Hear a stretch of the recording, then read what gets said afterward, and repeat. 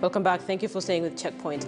Now, a section of leaders from the volatile Kerio Valley are asking the government to take urgent steps to quell violence in the area. The leaders, who included Elgeyo Marakwet County Governor, now want President Uhuru Kenyatta to visit the area. The area has, in the last few days, experienced cattle rustling incidents that have led to death and theft of livestock.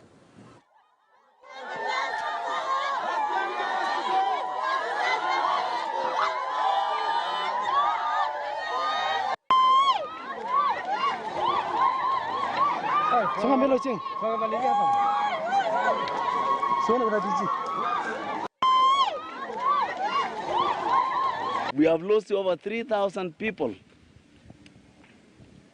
We are talking of young, energetic, intelligent people who are very innovative and creative, who could be depended upon by the society. If teachers cannot report in school by 6, then they'll be reporting by 11. People should be reporting school at 11. How will syllabus covering be done? Just because they don't want to lose their lives.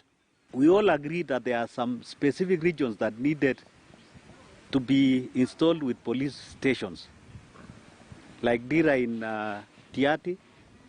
We also agree that they need to increase the number of security officers in that area.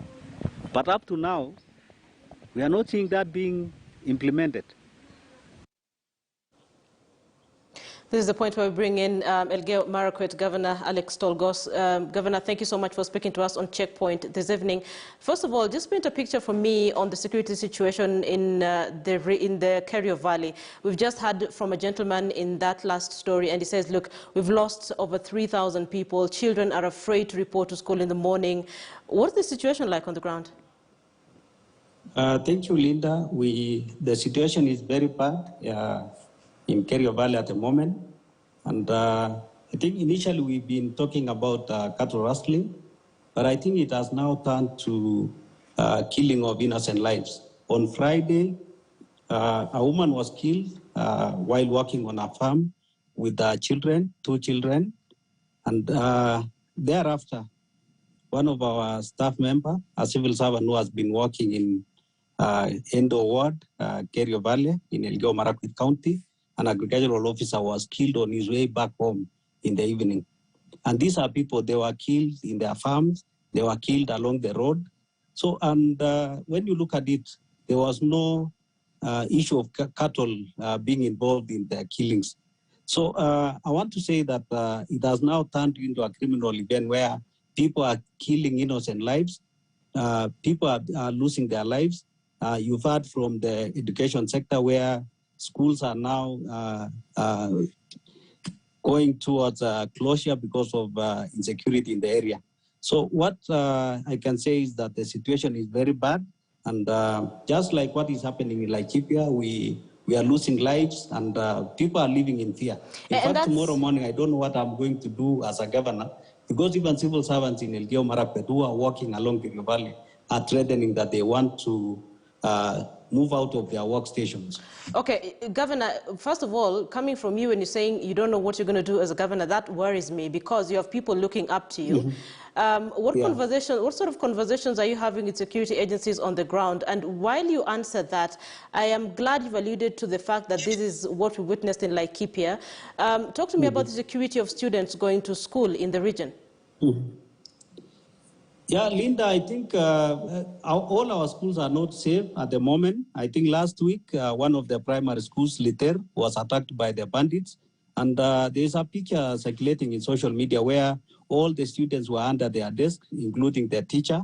And there were even some parts of this country, they were mocking us that this is a CPC class ongoing. But on the ground, I must say that the situation is very bad.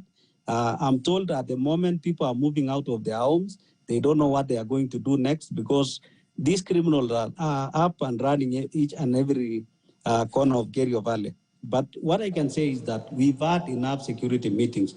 The last meeting we had with CS Matiang'i, where a number of issues were agreed upon, that the security team, the Minister of Interior, were going to implement, including the opening of some police posts. But at the moment, it's like we'll just be having these meetings, calling for security meetings. We agree on some things, but implementation will never happen in the near future. Governor, listening to you and you're saying we've had several meetings, you're saying you do not know what you're going to do, you have people within your county who are threatening to move out. One almost gets a sense of feeling that the government is unable to deal with the security situation in Kerio Valley. Is that, are those your sentiments as well? Is that where your mind goes in terms of addressing this issue?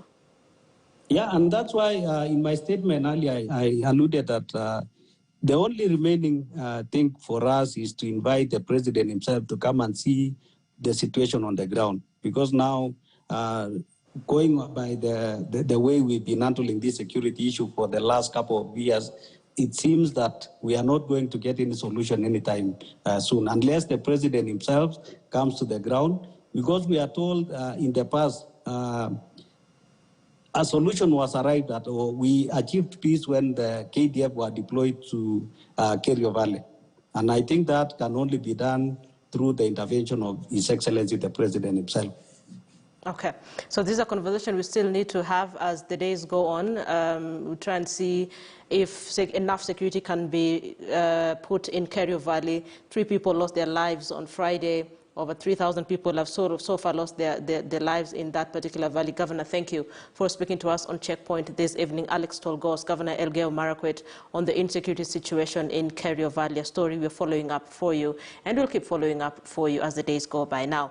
And now